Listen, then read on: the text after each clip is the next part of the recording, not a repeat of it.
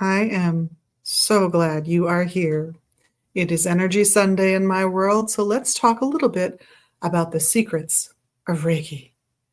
Are they secret anymore? Well, I want to talk about the symbols that get used and the language, the sounds that are associated with those symbols.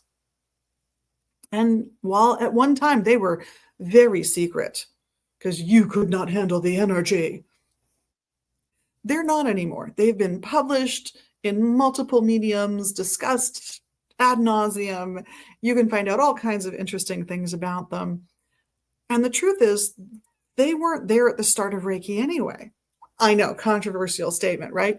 Now, if you look back and you read the interviews that people have given who were taught by the gentleman who founded Reiki, by their students, those symbols were added on as a good way of focusing the physical side of how you work energy.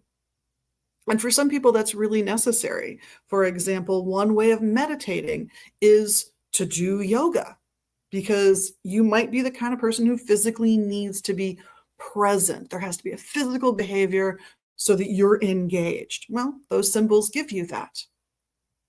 And the sounds that go with the symbols, if you're auditory in nature and your focus is more auditory, then hearing yourself say those or think those sounds can keep you in the moment and focused on the healing energetic work you're doing.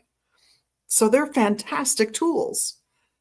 And in fact, originally there wasn't a distinct set of symbols. You, in your training, might be given symbols in a different order, or even that look slightly different, maybe even incomplete in some cases, based on where you were at in your development as an energy healer and what your instructor thought was best for your progress. Now, that doesn't mean that you wouldn't eventually get all of the symbols and all of the terminology and all of that stuff, but it was a way of saying, hey, you're really good at this part of energy work, and I want you to focus on this. So I'm going to give you these two symbols, and we're going to ignore one of those symbols that you normally get at your second degree initiation in Usui Reiki until later. We'll cover that when you come and see me to tell me how your energy work is doing and how you've been feeling for that first month after your initiation. And I will say that that's interesting history, and it does suggest that the primary focus should be channeling that creative energy of the universe and shifting it and giving it to whomever you're working on to improve their overall health, not just their physical health, their spiritual, mental, emotional health is all part of that healing process, including if it's you that you're giving that energy to, right? And this is one method for one set of issues. Do they have to be secret? Well, there are people who say, out of respect, I'm not going to reference them here in this format. It's too public, and I was taught them secretly, so I'm going to keep them for private use only.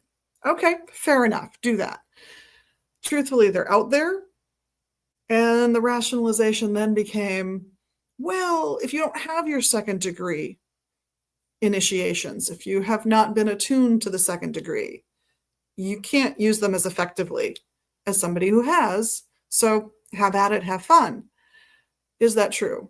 I'm going to argue it depends on how much energy work you've already done. You might get a lot out of the experience. On the other hand, if you've never had the initiations to second degree done in Reiki, you're not attuned to Reiki second degree, but you've been playing with the symbols, it would be very fascinating to me to see if when you do get that initiation done, and you are a second degree Reiki practitioner, if it has an impact, particularly in the way you use those symbols.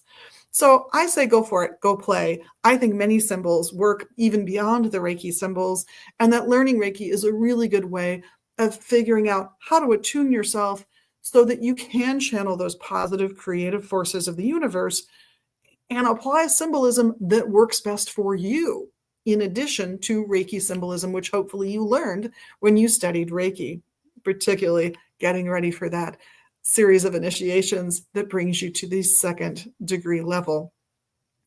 Either way, have fun with your energy work. And on behalf of myself and all the crew here at Magus Books and Herbs in Minneapolis and online at magusbooks.com, thank you so much for being your magical selves and helping us make the world a better place every day in every way. Because collectively, we got to be hitting all the spots. In the meantime, have a wonderful week and blessed be.